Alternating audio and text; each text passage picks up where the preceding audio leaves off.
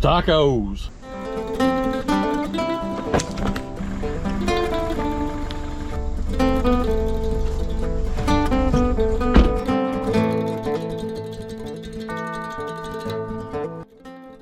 "97 miles to Portland. Got a full tank of gas and a half pack of cigarettes."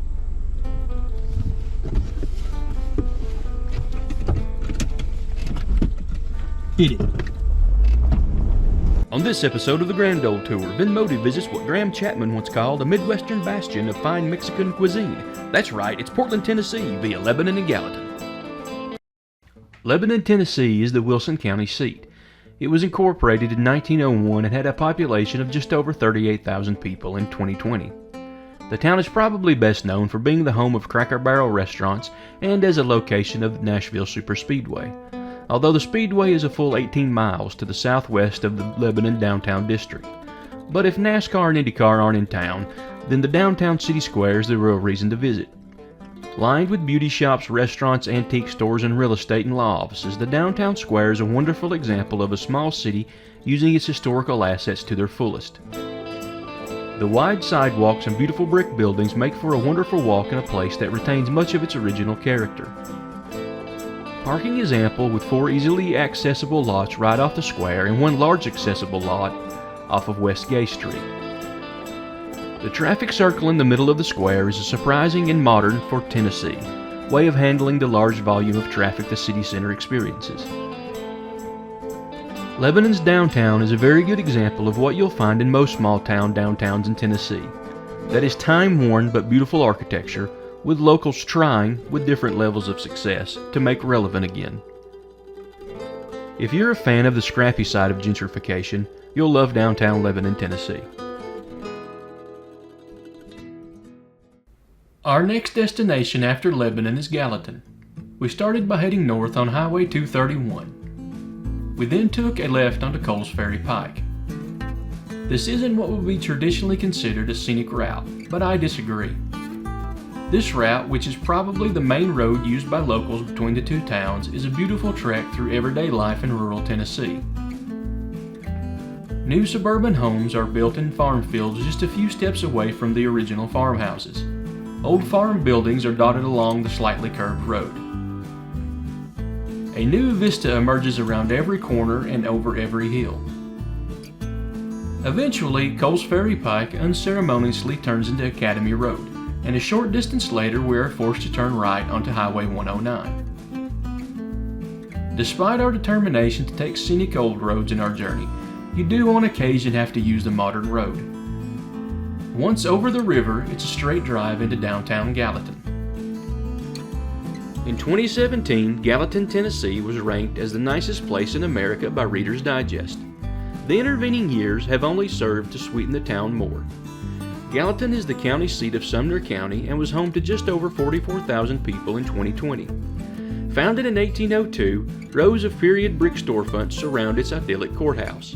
It is the most diverse downtown of our trip, featuring a wide array of businesses from antique stores and coffee shops to a hardware store, an outdoor furniture store, and even a second-hand car store. A large number of ornamental planting beds and mature trees serve to soften the hard concrete and brick cityscape. The trees have the effect of creating privacy in what would otherwise be a very public space. You'll find yourself admiring one inviting storefront after another with nearly every step you take.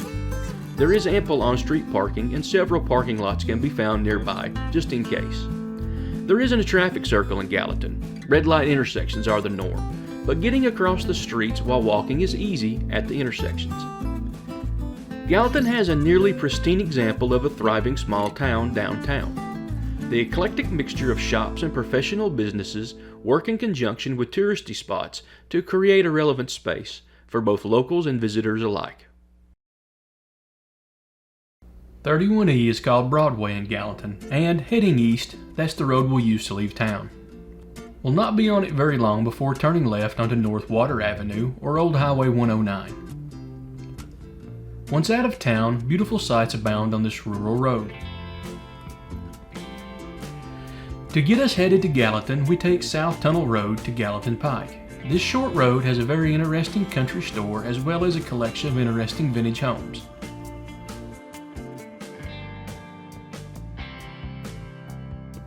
A right turn onto Gallatin Pike and we're on our way to Portland. This stretch of country road is one of the most relaxing of the whole trip, and in a short time we arrive in downtown Portland. Our last stop is Portland, Tennessee, on the Robertson and Sumner County border. Its population was recorded at just over 13,000 people in 2020. Its downtown business district is split in two by train tracks. 2025 will mark the 84th annual Middle Tennessee Strawberry Festival, something the city takes pride in. The Main Street section is the largest and is showing signs of growth. Restaurants, businesses, and the town senior center share locations with empty but well looked after buildings. On the other side of the railroad tracks, you'll find a newly remodeled movie theater along with two of the most intriguing automotive-related buildings we encountered on our trip. Sitting next to a swanky new event center is an old service station that makes for a nice photo op. Then between the movie theater and the church is an old car dealership that looks to still have its original interior. Parking is more than ample with several lots behind the buildings and a lot between the train tracks and the event center. Portland is an example of a rural town trying to make use of its beautiful old buildings. They appear to have recognized the importance of holding on to the things that make a place unique while navigating the area's increasing popularity. It is a delicate balance, and I wish them the best of luck. Hello folks, Joe breaking in here. So this is a couple days after Christopher and I went on the trip, and when we first time we came through Portland and stopped in, we stopped at a taco stand on the side of the road called Mi Jalisco. It's some excellent tacos and burritos and that kind of thing. We were going to film on the day of, but kind of as it turned out, they were super busy. There's like 50 people standing in line. It just didn't seem right to film with all those people and then try to eat and stuff. So I decided to come back a couple of days later, order some tacos because, I mean, you know, hey, tacos, right? And I'll just kind of give you guys get some footage to show you what everything looks like. Okay, so here we have an order of the surf and turf tacos, which are grilled shrimp tacos with carne asada meat that has been kind of shaved instead of chopped, so it's really fine texture, with a hot sauce, cabbage, cilantro, and maybe little onions on it and some cheese.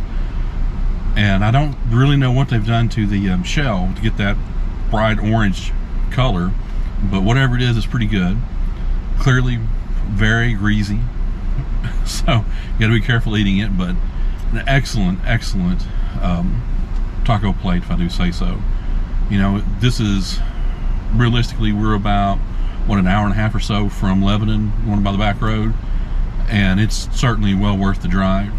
I would recommend anyone who has the time, you're looking for a Saturday afternoon kind of thing to do, to just hop on up here, come up to Portland and try these tacos. So that was our trip up to Portland through Gallatin and Lebanon. What are our thoughts on that? If you're going to name your road South Tunnel Road, there better be a tunnel. It is true. That's all I'm saying. Yeah. But that was an interesting part of the trip, because you know, like that little bitty insular community, I guess you would say, because they were probably cut off from most of the surrounding area for decades and decades, just kind of thrived there. So that was an interesting bit of the trip. You know, the whole, you know, we started out trying to do this to show the roads, and we ended up kind of focusing really mainly on the towns because there were 3 interesting towns to go through. But the journey of getting to them was an interesting one. Well, yeah. You know, I guess maybe if we had to rank this on a scale of 1 to 10 for a Tennessee back road, I think I might go like 6 for this one. Yeah, I think so too. We had to be on Highway 109, which is a more modern road, especially that version of it, because we couldn't get across the Cumberland River, so that kind of knocked it down a little bit. Yeah. And there just really wasn't a whole lot. Right. But it was still an interesting drive. Still, you know, if you wanted to leave out of if you wanted to, we started in Lebanon, but if you live in Nashville or you live in Knoxville and you made your way to Lebanon, you could go on this trip, and it would be a nice day trip. Mm-hmm. And even if you came from either one of those towns, actually, you'd still have some time left over.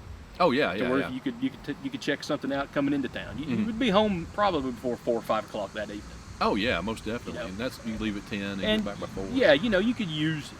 It's not a sin, I guess in the Venmotive world of driving on the interstate to get to a place to go on a great drive. Yeah, yeah. You gotta get there as quick as you can, and then enjoy the ride while you're going on it. While you're going, and then of course once we got to Portland, Portland is like one of those places that just like time forgot in a way. There was off camera, I spent a fair amount of time driving around looking for an ATM that would give me more than $5. So, and there, best I can tell, there's only one bank Oh, in all of Portland. in Portland. Yeah, in all of Portland. But now there's like 25 food trucks. So In Portland, yeah, there was. there was food trucks everywhere. We stopped at the taco place because, well, it was the best taco place. Smelled great. Smelled good. Turned out to taste great too. Yeah. And they had more than just the tacos. I think they have like the Monterey style burritos. Oh which you yeah, got. burritos, Yeah. and they actually even have French fries. So Yeah. if you're a Del Taco lover, Yeah. that would be but even better than Del Taco. And so yeah, the what if Tennessean did a Del Taco? That's what Right, that that's food what truck it would be. right? That's what it would be. So now rating that on our, so I think we should have a scale. Since this is our first one, we're just making up as we go along. Yeah. We should have a scale for the places we eat at that's outside of the trip itself. Yeah, because that was we definitely ate at a place that was better than a 6 on a scale of 1 to 10. Oh yeah. I would say, it was outside, so it was kind of hot. So I would go. What do you think? 7, 8? Well, yeah. I mean, I would give it an 8 for Yeah. sure. But I'm actually kind of more thinking about rating on like how far away are you? Is it worth getting there? Okay. So yeah. like, if you're in town, then is it worth eating it? Yeah, if you're in town, this is a Definitely. place worth eating it. That's like Yeah. the lowest rung, right? Right, yeah. Well, the lowest rung would be no, don't go there. We went there and it was terrible. Oh, the well, next, so, the next so rung, in this line of thinking, we drove over 100 miles yeah, to get to this place there. to eat. Yeah, and so And was so we would rate it at that yeah. rating, because it is. Like, worth- yeah, Yeah, definitely. most definitely would drive 100 miles to get there because it's just good and it's nice. You've got the drive and all that, but the food is just as good as anything you're going to find in Nashville in a food truck. Mm-hmm. So, and it's just off a beaten path, and then you can say you've been somewhere special. Right. So, and that's kind of what I think on our future ones. We'll just kind of rate things like, if you're in town, or, it's like it's not worth going to, don't go. Right. And I'm sure we'll find one of those. Probably. If you live in the town, then yeah, okay. Is it worth going 50 miles to get to, and then is it worth going 100 or more? Yeah. Yeah. So kind of, I'm not saying that we're stealing this from a tire manufacturer Oh yeah. No. or anything, but we're totally stealing this from Firestone tire manufacturer. Yeah. So, Yeah. The trip through Lebanon's one of those towns now that's so close to the interstate that it is getting to be a big thing, getting to be a big deal. mhm. And this downtown is kind of starting to reflect that. There were some upscale clothing stores and an antique stores in there, but Yeah. it was empty. It certainly changed in Yeah. the years. When the first time I went, there was an antique store that had a mermaid, and like a taxidermy mermaid. That was their thing, that you'd come to Lebanon and go see the taxidermy mermaid. But it was one of those taxidermy things where someone had taken a big fish, like a catfish, Mm-hmm. and then taxidermied the head and shoulders of a monkey. Nice. Oh, so it had like arms and a monkey's head, and it looked like a mermaid. So it's went from that to, a place that you could kind of go and hang out on a Saturday night, Right. because there's more there than just a bunch of antique malls. Now, so we took a drive up a road named after a ferry, whose name escapes me right now. Yeah, I know. I can't remember the name of that ferry either, but it's and- long gone. Yeah, yeah. And we drove, but that was a good drive. It It was a was. nice drive. It was a lot of whatever the 2020's term for a McMansion is. It was a lot of Yeah. those, It was still some pretty countryside, some places where you came across little vistas where the river was flowing in. You were going over a bridge. Not a super curvy road, but a nice driving road. It was definitely a suburb road. Yeah, suburb road. Yeah, and then of course we couldn't cross the Cumberland River, so we had to get on 109 to get us a bridge to go over. Mm-hmm. And we rode that all the way into Gallatin. To Gallatin, right? Yeah, which is a town again, because so much of what we see these days is cookie cutter. You could be studying in any town anywhere USA, and it looked just like just the stuff's in different order, you know. But whenever we were in these two downtowns, both of them had a different feel. Yeah, a different feel. And I'm certain that Gallatin has like a section of town that's like, you know, Walmart and McDonald's and Wendy's and all that. But you know, we were trying to, by avoiding the interstate, we avoided that stuff. So. Right. What was the thing about Gallatin that was so interesting? Gallatin, in a recent, maybe 2018 or so, it was voted. It was worded a little strange, but some place voted it the best town in America. Oh, really? Yes. Well, that's interesting. Yeah. That did have the thing that you would stop that I think might be, it wasn't open when we went through, would be the popcorn place. The little popcorn place between in the alleyway, yeah. And it was once upon a time known for having the world's largest mail order record store. Oh yeah, Randy's Records. So there was that. And a downtown that had a lot of trees in it. Yeah. It was a nice walk. A lot of places tucked away in corners that were that were businesses that some of them were just your lawyer's office, but there were a lot of actual businesses a number of restaurants. Number of restaurants, number of businesses, and you know, it was definitely, I think it was the county seat. Gallatin, yes. Of Sumner County, I think is what that county is. And so it was definitely, it wasn't built up around the railroad town, which we'll come to later. So I guess when we left there, we went on another road towards a place called Graball. Yep. Mm-hmm. And Graball, then we turned on to South Tunnel Road. That was they didn't have a tunnel. Improperly advertised place. Yeah. The liars didn't have a tunnel in their place. But it was an interesting place. Mm-hmm. I believe there was a store there that said it had been around since the 1860s. I believe. Yeah, something like that. Yeah. And now that road getting to it was more of a not a suburban road, but a main route road. Yeah, it was a well-traveled road. But we did get to see some rocky cliffs and some some bendy like curves. You know. Well, it was a road, you know, that had built up over the years, right? So there'd been that was probably the way to get to Portland from Gallatin. Long ago, and you know, or the way to get through. There's another town up there, Lafayette, I believe is what it's called. Might have been the road to that. Town. So one of those towns, or Westmoreland, or there are a few other towns up there. There's like a road. But then we actually crossed over from, was it South Tunnel Road or South Tunnel Road. From the Tunnel Road, we crossed over to Old Gallatin Pike. Yeah. And that was actually a kind of curvy road. Mm-hmm. You know, more so than what your normal Tennessee going from one town to one town road usually is. Not a scenic road and fun to drive, but not really a driver's road. I don't know that we would call it that. It hadn't been upgraded. No, it has not. You know, it was probably whenever it was laid out in the 50s or whatever. That's where it was. They haven't. You know, we haven't gone through and straightened it like they've done. I don't know if that'll be on there or not. It probably will be. So we'll. Yeah. Okay, so they hadn't straightened that road like they do a lot of roads. Straightened and leveled and all that, and put shoulders on. We might have an example of that happening in an upcoming video. Might, yeah. Depending on if we can find any place to go in that town. And then you get into Portland. In Portland, it was clearly just a watering hole on the railroad. Yeah.